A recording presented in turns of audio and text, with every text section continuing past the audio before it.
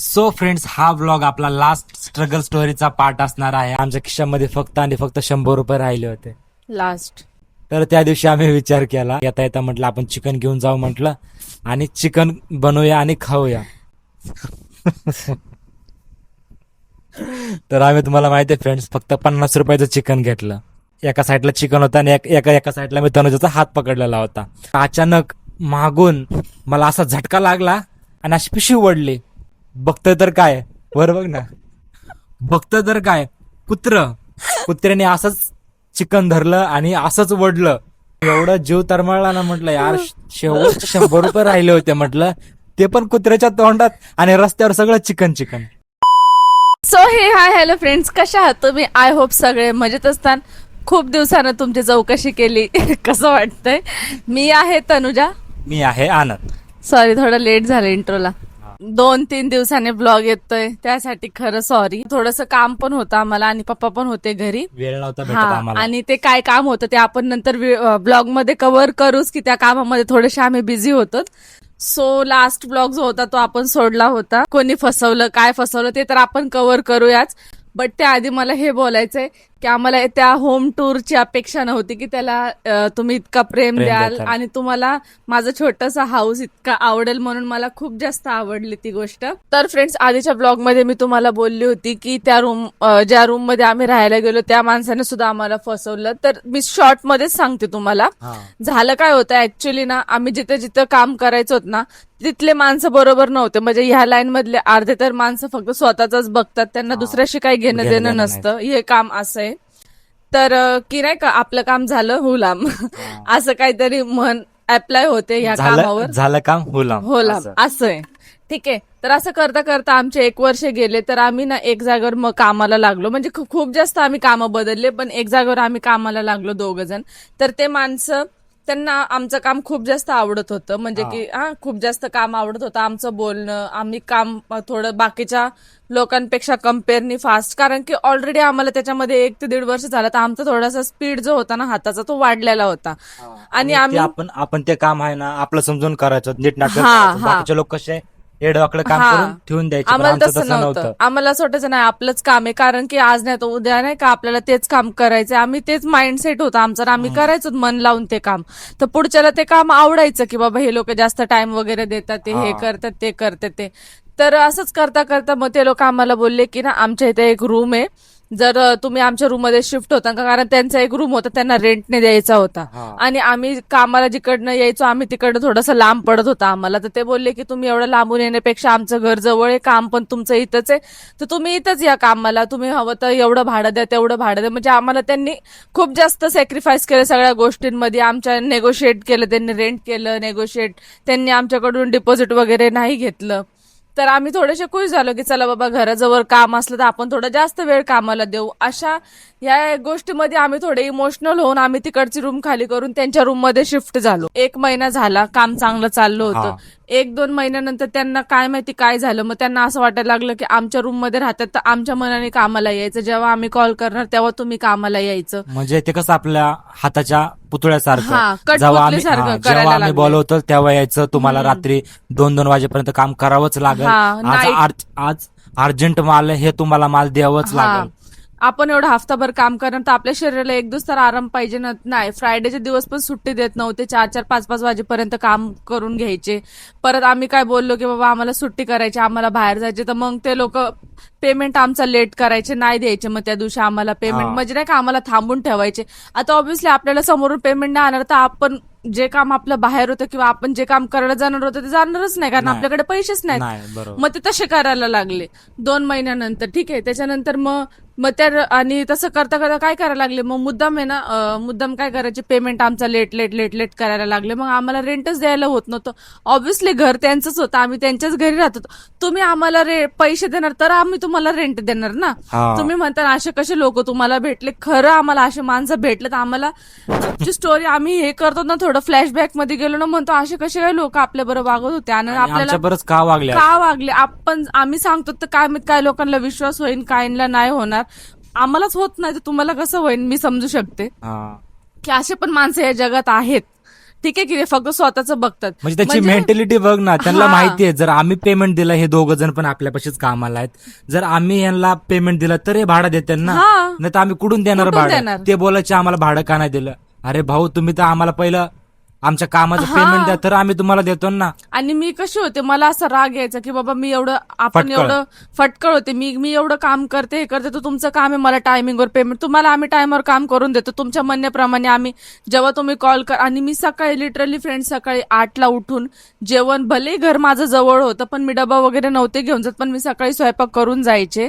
सकाळी स्वयंपाक वगैरे करून 8ला 9ला चाय नाश्ता सगळं करून आम्ही प्रॉपर 10ला कामाला जायचो. आणि उन्हाळा असल्यामुळे दुपारी आम्ही 1च्या ऐवजी 1.5 तास कधी घेतला तर तिकडनं पण आम्हाला कॉल यायचे की तुम्ही एवढा लेट करता, हे करता ते. अरे उन्हाळा आहे यार, एवढ्या उन्हाळ्यामध्ये कोण काम करणार, तुम्ही अर्धा 1 तास ऍडजस्ट करा ना. नाही, त्यांच्या रूम मध्ये राहतोय आम्ही, तर आम्ही एवढी मोठी चुकी केली ना, खूप मोठी चुकी केली आम्ही त्यांच्या रूम मध्ये जाऊन. त्यांच्या मनाने वागायचं, त्यांनी कॉल केला की लगेच यायचं, मला अर्जंट असला की काय म्हणायचे तुम्हाला नाईट करावं लागेल. अरे कसं काय नाईट करणार, नाईट पण नाही केले, तिकडनं पण त्यांना राग यायचा. मग राग पेमेंटवर काढायचे की आमचा माल नाही गेला म्हणून आमच्याकडे पेमेंट नाही आलं तर आम्ही तुम्हाला पण नाही देणार, असं करायचे. सो त्यानंतर मग असं करता करता अक्षरशः आम्ही त्या कामामधून लय वैतागलो होतो. लय वैतागलो त्या माणसाला. मग उलट पालट मी बोलून मी काम ते सोडून दिलं. म्हटलं मला कामच नाही करायचंय, नाही करायचं म्हणलं तुमच्याजवळ, तुम्ही आमचा मजबुरीचा फायदा घेता काय. म्हटलं आम्ही तुमच्या रूम मध्ये, आणि मेन काय बोलले माहितीये का, हाय का ध्यान, लास्ट मोमेंटला काय बोलले, जेव्हा म्हणलं आम्हाला काम नाही करायचं मग म्हणले रूम पण खाली करा. अरे म्हणलं तुम्ही थोडी ना आम्हाला सांगितलंय की बाबा तुम्ही आमच्या जवळ काम केलं तरच आम्ही तुम्हाला रूम देणार, तुम्ही आमच्या शाळे नव्हते बोलले पहिले. ते म्हणला नाही, मग काय तुम्हाला आम्ही काय भाडं कमी केलं, हे केलं ते केलं, मग तुम्ही आमच्या रूम मध्ये राहतो तर म्हणून आम्ही केलं. मग हे कोण सांगणार आधी. आम्ही आणि राग तर इतका, आणि त्या कंट्रोल केलं होतं पण हिला नाही कंट्रोल झालं. डायरेक्ट तोंडावर बोलून आली, डायरेक्ट गेली दुकानावर त्यांच्या आणि डायरेक्ट बोलली की आम्हाला काम नाही करायचं आणि आम्ही रूम पण खाली. आनंद पण माझ्याशी भांडायचे की तू कशाला बोलते, अरे का नको बोलू. म्हणजे एवढं वर्ष झाले आपण सगळ्या लोकांचं ऐकून माणूस किती काय ऐकून घेणार यार, किती सहन करणार पुढच्याच. आणि असे 101 डेंजर माणसं आम्हाला भेटत चालले होते, किती माणूस गप्प बसणार. आनंद मला बोल नको बोलू, का नको बोलू, मी बोलून आले, मला काम करायचंच नाही म्हणलं. तुमचे पैसे शेवटचे तुमच्या पैसेच राहू द्या म्हटलं, आम्ही रूम वगैरे खाली करतो म्हणलं ठीक आहे. मग 15 दिवसानंतर आम्ही रूम वगैरे दुसरीकडे बघितला, ते काम पण सोडून दिलं, आम्ही सगळ्या गोष्टी सोडून दिल्या. आणि मग त्यानंतर आम्ही दुसरीकडे शिफ्ट झालो. मग तेच दुसरीकडे, म्हणजे काम तर तेच होतं, फक्त माणसं वेगळे होते, कारण की आम्हाला त्याच कामाची एवढी नीड झाली होती ना, आम्ही प्रयत्न करून पण त्या कामातून बाहेर नव्हतो पडू शकत. सो फ्रेंड्स, त्या रूम मध्ये शिफ्ट वगैरे झाल्याच्या नंतर आम्ही तेच थोडंफार काम करत असायचो. काम करत असतानाच एक दिवस मग आनंदच्या मम्मीचा कॉल आला आम्हाला. ठीक आहे, आनंदच्या मम्मीचा कॉल आला आणि त्या बोलल्या की गावाकडे जत्रा आहे, तुम्ही जत्रेला या म्हणून. तर आम्ही ऑलरेडी या 2-3 वर्षामध्ये एवढं दुःख बघितलं, एवढं टेन्शन. आम्ही ज्या गोष्टीकडे जास्त पळत होतो म्हणजे की आमचं लग्न झालं त्याच्यानंतर नाही का, एक कपलची काय इच्छा असते की आपण चांगल्या जागेवर फिरायला जावा, चांगलं खावा, चांगले कपडे वगैरे घालावा, या सगळ्या गोष्टी. एवढी पण इच्छा नव्हती की कुठे लांब जावा, आम्हाला असं वाटतं जवळ आसपास कुठे गावाला हेच असतं ना, दुसरं काय असतं. पण काय बोलतात ना, ते आमच्या नशिबात ते पण नव्हतं. ठीक आहे, तर आम्ही कधीच कुठं जात नसायचो, कुठं येत, नुसतं काम घर. आम्ही त्याच्यामध्ये नाही असं फसलो होतो नुसतं त्याच्यामध्येच. ठीक आहे, तर असंच एक दिवस त्यांचा कॉल आला, तर मग आम्ही विचार केला की ठीक आहे. आनंद मला बोलले की तू, आणि मी लिटरली फ्रेंड्स, मी कधीच गावाकडची जत्रा बघितलेली नाही की गावाकडची जत्रा कशी असते, काय असते. मी फक्त तिला सांगायचो की एवढं छान होतंय, लोक खाली बसतात, सगळं बाजार वगैरे भरतो, खूप वातावरण छान असतं गावाकडलं, हे फक्त तिला सांगत आलेलं. हिने कधी बघितलेलं नव्हतं, कधी एक्सपिरियन्स नव्हता. आणि मला वाटायचं की जत्रा म्हणजे आपल्या शिव मंदिरला जशी अंबरनाथला जत्रा भरते ना, पाळणे वगैरे लागतात, मला वाटलं तशी जत्रा असते. ठीक आहे, तर म्हटलं त्याला काय बघायचं, ते म्हणे नाही तरुणा, गावाकडची जत्रा लय भारी असते, इतक्या लांबून पाहुणे वगैरे येतात, देवदेव वगैरे करतात, आणि आपल्या लग्नापासून नाही झालेत काय गोष्टी, तर आपण जाऊयात.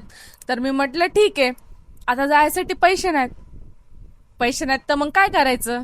मग अरेंजमेंट करायला लागलो आम्ही, कारण की कामावरून एवढे नव्हते निघत, आणि त्या टायमिंगला काम इतकं थंड होतं ना, पावसाचा टाइम होता का आनंद. बरोबर जून का जुलैमध्ये बरोबर जत्रा भरते, त्या टायमिंगला आम्ही निघायचा डिसिजन घेतला, आणि तेव्हा काम थोडं थंड असतं. तर म्हटलं चला जाऊन येऊ. मग आम्ही थोडी पैशाची ऍडजस्टमेंट केली, याला त्याला फोन लावले, म्हणजे की आनंदच्या मित्रांना कॉल लावले, हे नव्हतं आमच्याकडे, पण नाही दिले कोणीच. लोक काय बहाणे द्यायचे तुम्हाला सांगत्या. लास्ट लय वाटायची आम्हाला पैसे मागायला, लय वाटायची. पण असं वाटतं जाऊ दे, देवाचं कार्य आल्यावर देऊ आपण. ठीक आहे, जाऊन तर येऊ. जत्रा काय घडी घडी सारखी सारखी नाही होणार. कॉल केला का आनंद बोलायच्या, अरे थोडेसे पैसे लागत होते, देतो का, मी तुला या टायमिंगला देईन. अरे मी आजच भाडं भरलं. कोणी म्हणायचं अरे मी आजच लाईट बिल भरलं. कोणी म्हणायचं अरे पहिलं सांगायचं ना, मी तुला अरे, दिले असते. सांगतो त्याचं एक बोलायचं टोन. हा, मी बोलायचो त्याला की ऐक ना भाऊ, थोडे मला एवढे एवढे पैसे पाहिजेत. तर किती पाहिजेत? मग आम्ही एवढे अपेक्षा नव्हती माझी. हा. मी एवढं सांगायचो की 1,500-2,000 रुपयाची हेल्प झाली ना तर लय बरं होईल. अरे यार, तू पहिलं का नाही सांगितलं? मी बोललो का रे? अरे आत्ताच EMI भरला माझा. तू सकाळी जर फोन केला असता ना मला, मी तुला पैसे पाठवले असते. असे बहाणे द्यायचे लोक, माहितीये का. कोणी तर बोललं हा हा थांब ना, अरे लगेच भाऊ लगेच थांब तू, तर मी दुपारी तुला कॉल करतो. आणि बाता बघा, बड्या बड्या बाता बघा सांगतो. अरे भाऊ, आता गाडी घेतली, आता मी भाडे मारतो एवढे एवढे, एका टायमिंगला 2,500 3,000 हजाराचे भाडे मारतो. घरी मी 7,000-8,000 हजार रुपये घेऊन जातो एका दिवसाला. यार मला असं वाटतं ना की यार पुढचा एवढा बोलतोय आपल्याला की बाबा त्याच्याकडे पैसे पाणी, तर आपल्याला हेल्प करीन असं मला वाटायचं. आणि जेव्हा त्याला पैसे मागितले फक्त 1,500 ते 2,000 रुपये, तो लिटरली फ्लिप मारायचा, म्हणायचा अरे आत्ताच पैसे नाहीत आणि हे नाही. मग तो आज दिवसभरात काम केलेले पैसे गेले कुठं? तू किती काम करतो आम्हाला त्याशी मतलब नाहीये, ठीक आहे, पण तू जेवढा बडा बडा बाता मारतात तुम्ही लोक. आणि लोक असे पण बोलायचे, अरे मला सांगायचं ना तुझ्याकडे पैसे नव्हते तर मी तुला मदत केली असती, तू मला एक फोन केला असता मी अशी तुझी मदत केली असती, असे बोलायचे. आणि लिटरली त्यांना फोन केला का, अरे मी आजच हप्ता भरला, मी आज आता गावाला आहे ना, तर काय म्हणायचे माहितीये का, थांब थोड्या वेळ मी तुला फोन करतो. हा. आणि त्यानंतर आम्ही अशी त्यांची वाट बघत बसायचो, आताच कॉल येईन आताच कॉल येईन. आनंदला मी बोलायचे एकदा लावून बघा ना आणि फोन. बघतो पण नाही बोलायच्या, बघतो पण कधीच नव्हते बोलले अरे तू काय टेन्शन घेतो, हा. तुला थांब थोड्या वेळ म्हणतोय, माझं एका जागेवरून पेमेंट येणार आहे, हा, एका जागेवरून पेमेंट तिकडून आलं का लगेच तुला ट्रान्सफर करतो म्हणते, मला गुगल पे नंबर सेंड करून ठेव.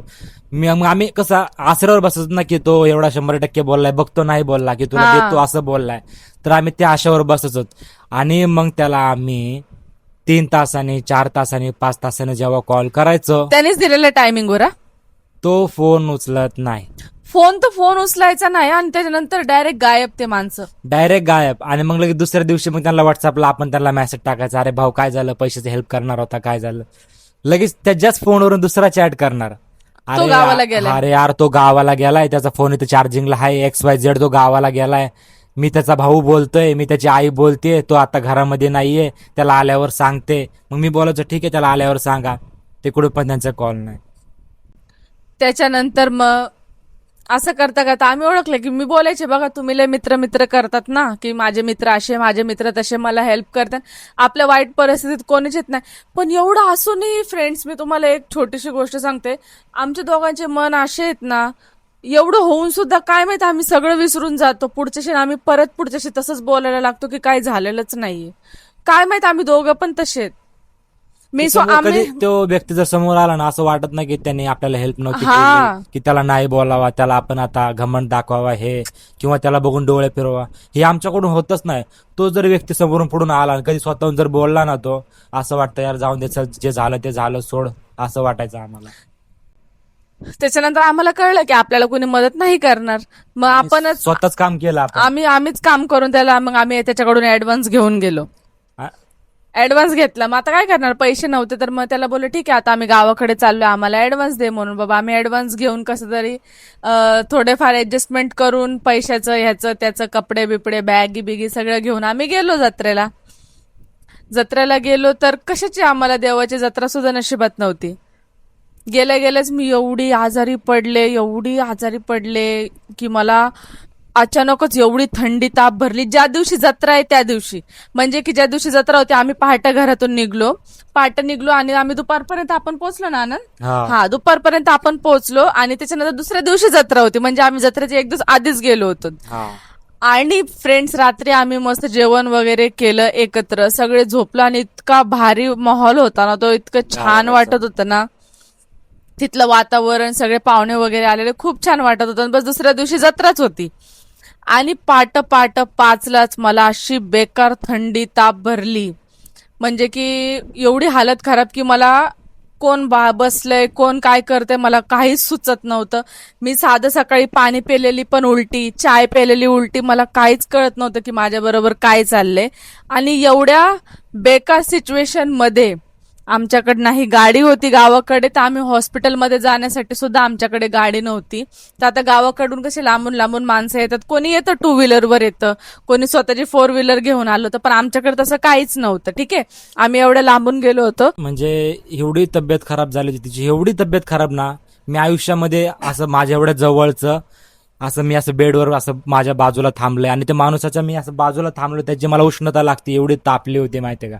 सगळे लोक, सगळे फ्रेंड्स, जे नातेवाईक आले होते, सगळे सगळे एन्जॉय करत होते आणि मी माझ्या बायकोपाशी फक्त बसलो होतो. एवढं एवढं बेकार वाटत होतं ना. सगळे लोक त्या गावामधनं चक्कर मारतात, हे जत्रा म्हटलं तुम्हाला माहिती, सगळ्या गावामध्येच हे मारतात आणि मी फक्त माझ्या बायकोपाशी थांबलो होतो. मला असं वाटत होतं मी नाही जाणारच नाही म्हटलं हिला सोडून. आणि सगळे येणारे जाणारे पाहुणे सगळे यायचे बघायचे आणि मी काय करायचो, मी इथं बाजूला जास्त होतो, पट्टी करत. हा, त्या मिठाच्या पट्ट्या वगैरे लावून सगळे लोक बघत होते. मी विचार केला, म्हटलं हिला दवाखान्यामध्ये घेऊन जातो म्हटलं. आणि दवाखाना कसं आमच्या गावापासून आहे ना, थोडंसं 3 ते 4 किलोमीटर अंतरावर दवाखाना, आमच्या गावामध्ये दवाखाना नाहीये.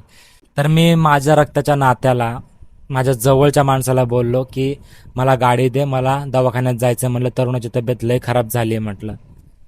तर त्या व्यक्तीने डायरेक्ट बोलला की चावी माझ्याकडे नाहीये, माझ्या बायकोकडे चावी.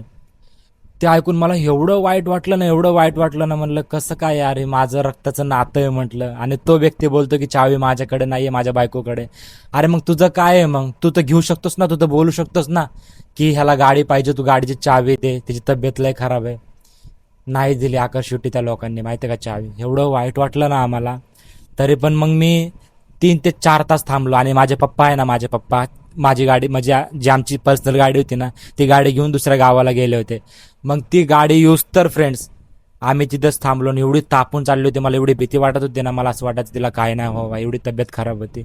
मग नंतर पप्पा आले, पप्पाची गाडी घेतली आणि मग आम्ही दवाखान्यात जाऊन मग मी तिला सलाईन लावले, मग हिला दवा गोळ्या आणल्या, मग ती थोडीशी बरी झाली, एवढीशी. म्हणजे बघा, आपले जवळचे नाते सुद्धा आपल्या कामाला येत नाहीत. म्हणजे एवढा इगो. सगळ्यांना ओळखून बसलोय आम्ही, पण एवढं आता बघा, कोणाची पण तब्येत खराब असेल तर माणूस एवढं तर कोणी खाली नाही पडत, कोणच नाही.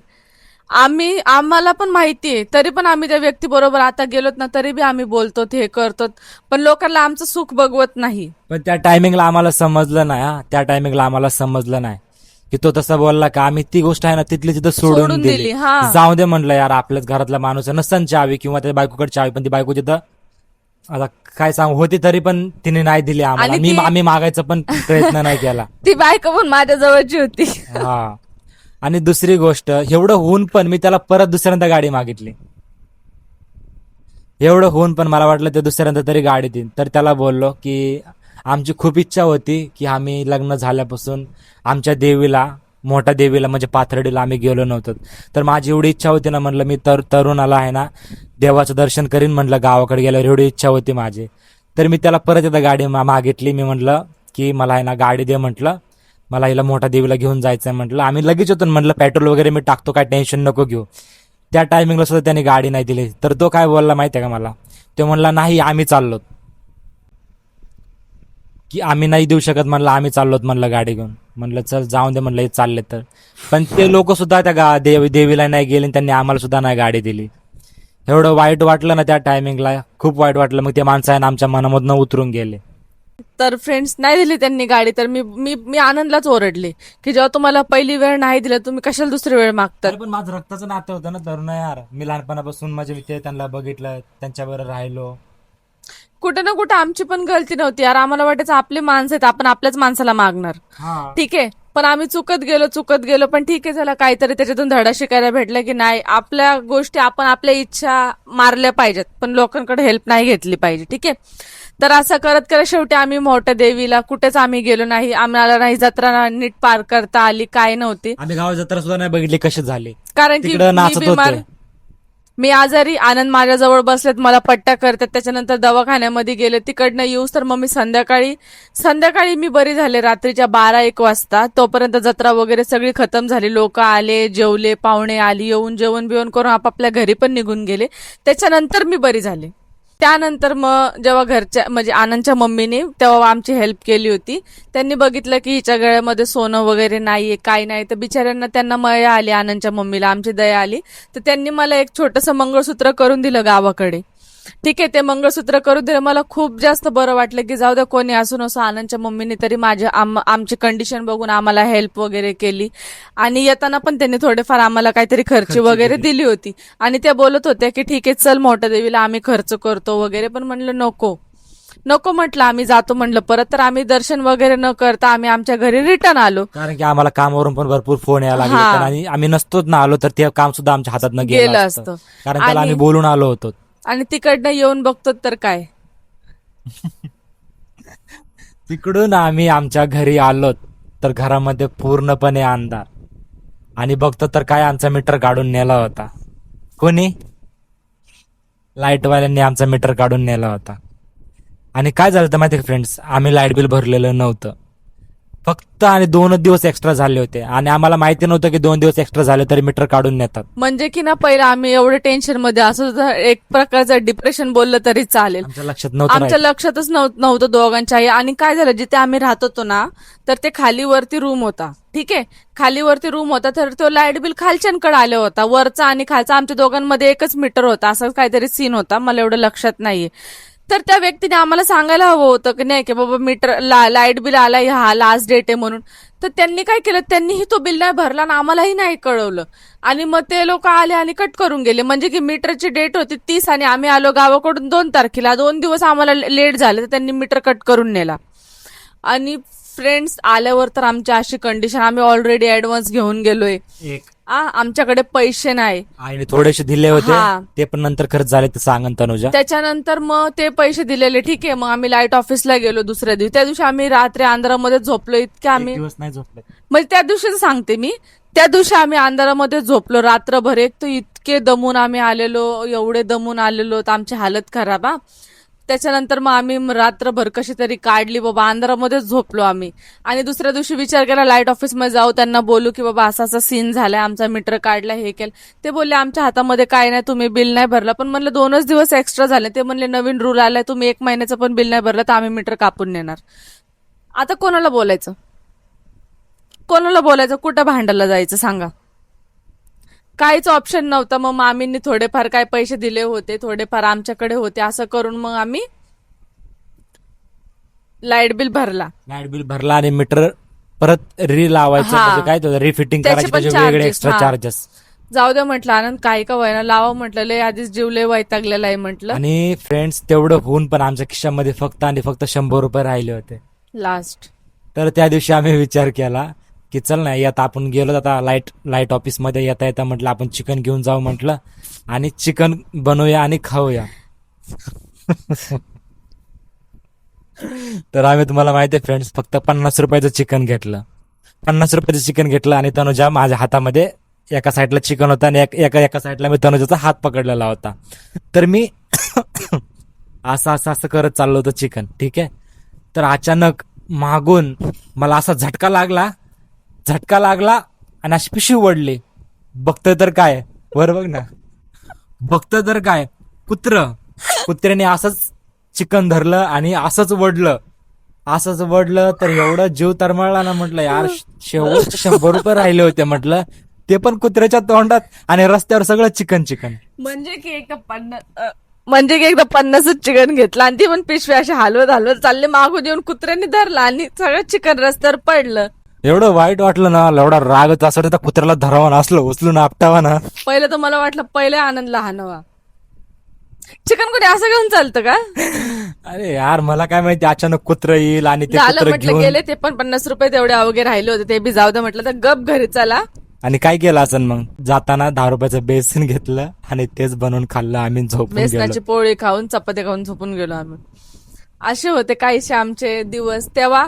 आणि हो फ्रेंड्स, या सिच्युएशन मध्ये असताना जेव्हा आमची कंडिशन अशी खराब असायची, ठीक आहे, तर त्या टायमाला आता बघा, नातेवाईक सगळे माझे ऑब्व्हियसली सगळे इथेच राहतात आहे ना, सगळे इथे राहतात. तर मग आम्ही कधी पूजा आहे कोणाच्या घरी ते सवसण्या वगैरे असतात ना, मार्गशीर्ष वगैरे असं, तेव्हा पूजा वगैरे असते, आपण नातेवाईकांच्या घरी वगैरे जातो, काय ना काय कार्यक्रम होत असतो. तर लोक आम्हाला कसे करायचे ते तुम्हाला सांगते आम्ही. त्यांना माहिती होतं माझी सिच्युएशन अशी, माझ्याकडे सोनं वगैरे नाहीये. ठीक आहे, कसं म्हणायचं, तुझ्या गळ्यात सोनं नाही एक पण, कुठं गेले, लग्नात तर भेटले होते 2-2, 3-3, नाहीये तुझ्याकडे, मुद्दामन. घाण ठेवलंय. आता मी लाजायचे इतके की मी हा बोलू का नाही बोलू, वाईट तर लय वाटायचं, कधी कधी वाटायचं यांना सगळ्या गोष्टी माहिती असून हे का माझ्या याच्यावर नाही का मीठ चोळतात घडी घडी त्या जखमेवर, मला असं वाटायचं. ते पण जवळचे. आणि लय जवळचे. ठीक आहे, कधी पूजाला गेलं अरे ही तीच साडी ना तू गेल्या वेळेस घातलेली त्याच्यामध्ये, त्यावाल्या फंक्शन मध्ये, किंवा ही तीच साडी ना तुला साखरपुड्यात भेटलेली, ही तेच कपडे आहेत ना ते घातलेले, साडीचा कलर चांगला नाही, दुसरी साडी नव्हती का घालून यायला, असे बोलायचे. तब्येत काशी झाली. हा, तुझी तब्येत का अशी खराब झाली, काय झाले आनंद, कामाला नाही जात काय, काय काम करतात तुम्ही, किती पगार आहे तुम्हाला, कुठं राहतात तुम्ही, काय करतात तुम्ही, एकच मोबाईल आहे दोघांकडे, कोणचा मोबाईल आहे, अरे तुम्हाला काय करायचंय. जेव्हा तुम्हाला माहिती आहे माझी कंडिशन अशी, तुम्ही माझी हेल्प, आणि हो जेव्हा माझे तेव्हा भांडण झालं होतं माझ्या सामान वगैरे नेताना, तेच लोक हे बोलायचे, हे तेच माणसं आहे जे मला म्हणजे बोलायचे. आम्ही झालं गेलं सगळं सोडून दिलं हा. फ्रेंड्स. कधी पण आम्ही आहे ना आमच्या बरोबर जे चुकीचं वागलेत ना, आम्ही त्यांच्याबद्दल कधीच राग नाही ठेवलेला. आम्ही त्या माणसांनी आम्हाला परत बोलून तरी पण आम्ही जात होतो बघा. म्हणजे आम्ही एवढे, म्हणजे आमचं एवढं मन चांगलं होतं, किंवा आम्ही झालं अजून गेलं पण आहे विसरून आमचं जायचो. तसंच. अजून पण तसंच आहे. काय झालं ना, आम्ही झाल्या गेलेलं सगळं विसरून जातो. पुढच्यानी बोलवलं ना की पूजा ये म्हणून, ठीक आहे, हा बाबा येतो. देवाचं कार्य नाही पण बोलता येत नाही की बाबा नाही येणार, मग ते ह्यांना लय घमंड आहे, ह्यांना लय असं आहे म्हणूनच ह्यांच्याबरोबर असं होतं. पण ठीक आहे, जातो आम्ही जातो. मग काय करायचं माहितीये, गेल्यावर कधी कधी आता नातेवाईक जवळ असणार, ठीक आहे, जवळ असणार तर आपण म्हणायचं, मी बोलायचे आनंद आज फ्रायडे, चला आपण जाऊ कोणाच्या तरी घरी, जाऊ बसू, काम करून करून माणूस किती काम करणार. एक दिवस असतं तर जायचो आम्ही इकडे तिकडे, कधी ह्याच्या घरी कधी त्याच्या घरी, ठीक आहे बाबा, थोडा टाइम स्पेंड करायला. गेल्यावर फ्रेंड्स सिरियसली आम्हाला चाय सुद्धा विचारत नव्हते लोक. त्यांना वाटायचं आले, आम्हाला बघून तोंड वाकडं तिकडं करायचे, आम्हाला चाय विचारत नसायचे. आम्ही स्वतः जाऊन घरात ये पण बोलत नसायचे की या बसा.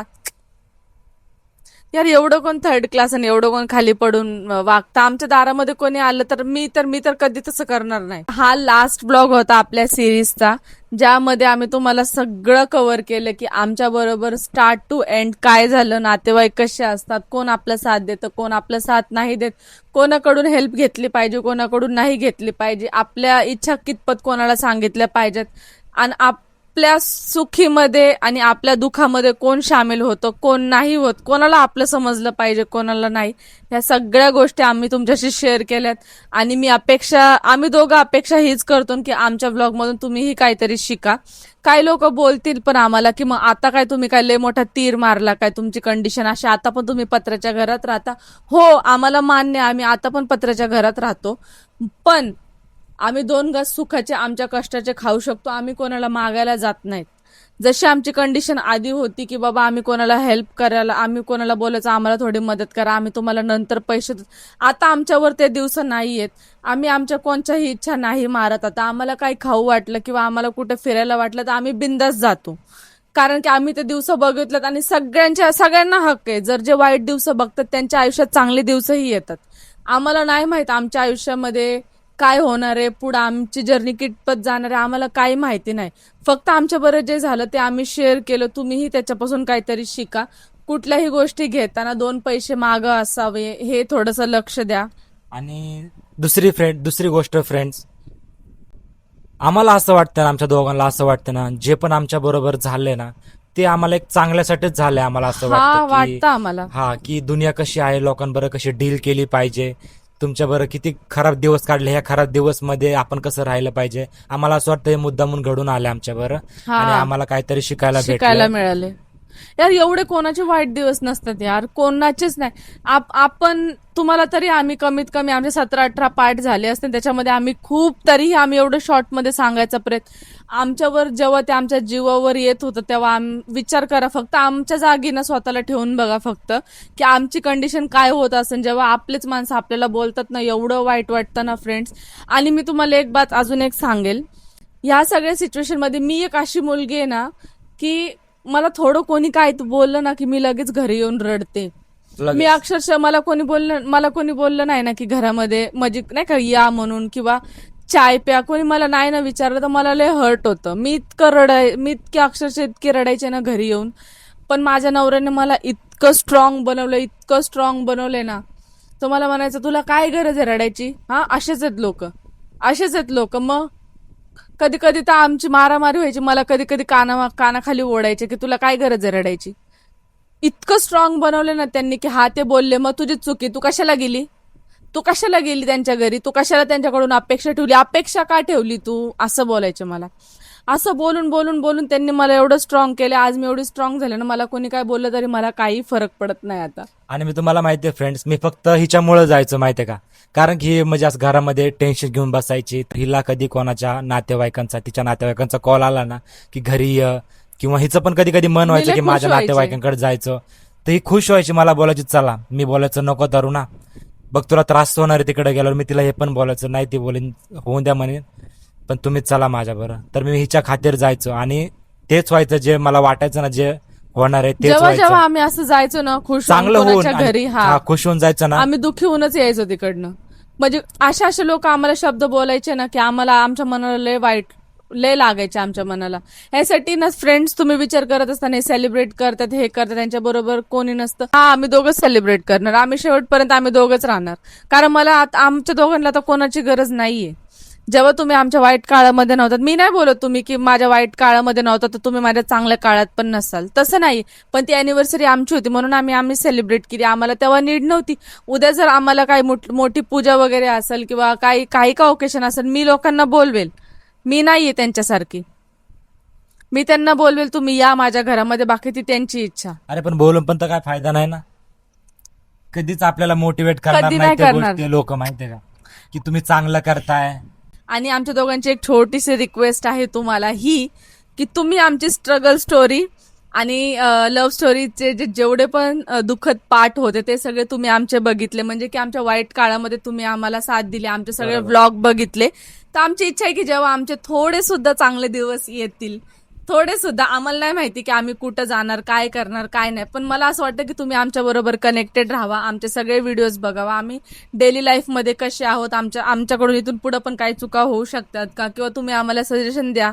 तुमचे सजेशन ऐकून आम्हाला खरंच छान वाटतं. खरंच छान हा, वाटतं. खरंच. आणि आम्हाला असं वाटतं ना, आमच्यापेक्षा एक्सपिरियन्स तुम्हाला जास्त आहे. तुम्ही मोठे, तुम्ही हा. आमच्यासाठी चांगलंच काहीतरी सांगणार. हा, आणि तुम्ही कमेंट करता, आम्ही त्या कमेंटवर नक्की विचार करतो की हा बरोबर आहे का नाही. कमेंट खूप छान वाटतं ऐकून. म्हणजे खूप साऱ्या कमेंट अशा सुद्धा आल्यात आम्हाला की तुमची सोशल मीडिया जर्नी सांगा, काय आहे, कशी आहे. ते सुद्धा आपण नेक्स्ट पार्ट मध्ये नक्कीच कव्हर करणार आहोत. आणि मी सुद्धा खूप जास्त एक्सायटेड आहे तुम्हाला सांगायला की आमची सोशल मीडिया जर्नी कशी चालू झाली होती, कधी चालू झाली, कशी चालू झाली, त्याच्यानंतर लोकांचे पॉइंट ऑफ व्ह्यू आमच्याबद्दल कसे बदलले, काय झाले. तर हे आपण नेक्स्ट पार्ट मध्ये कव्हर करूयात. आणि हो, या रूम मध्ये आल्याच्या नंतर आमचं सगळं चांगलं चाललं. आम्ही खूप जास्त कष्ट घेतले, रात्रंदिवस आम्ही काम केले. आम्हाला अक्कल आली की कोणाशी बोललं पाहिजे, कोणाच्या घरी गेलं पाहिजे, कोणाच्या घरी नाही गेलं पाहिजे. आणि त्याच्यानंतर मग आम्ही आमचं सोनं वगैरे जे होतं ते सगळं सोडून वगैरे आणलं. आणि हो फ्रेंड्स, आता सोनं आलं, आता मी घालून जाते ना, आता नाही विचारत की सोनंच आहे, कारण त्यांना माहिती आहे आता सगळं चांगलं चाललंय ना. आता नाही बोलणार ते. हा, आता नाही बोलणार.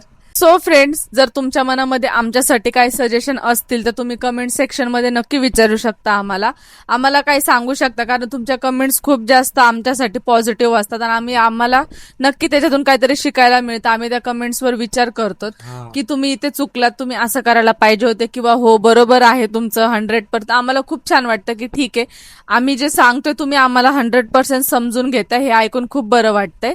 सो फ्रेंड्स, हा ब्लॉग तुम्हाला कसा वाटला कमेंट्स मध्ये नक्की सांगा. काही क्वेश्चन असतील तर नक्की विचारा. व्हिडिओ आवडला असेल तर लाईक करा आणि चॅनलला सबस्क्राईब करा. नवीन ब्लॉग पण येणार आहे की आपली सोशल मीडियाची जर्नी कशी आहे आणि त्या सोशल मीडियामुळे आज लोक आमच्याकडे कोणत्या दृष्टीने बघतात हे पण तुम्हाला नेक्स्ट ब्लॉग मध्ये बघायला मिळणार आहे. तर तुम्ही चॅनल सबस्क्राईब करून नक्की ठेवा, करा. जसं आणि की आम्ही ब्लॉग टाकला हा. की तुम्हाला नोटिफिकेशन येऊन बेल जाईल. आयकन नक्की प्रेस करा, ते पण फ्री आहे एकदम, ते काही हा. त्याला पैसे नाही द्यायचे. ओके, सो भेटत नेक्स्ट ब्लॉग मध्ये. Bye bye.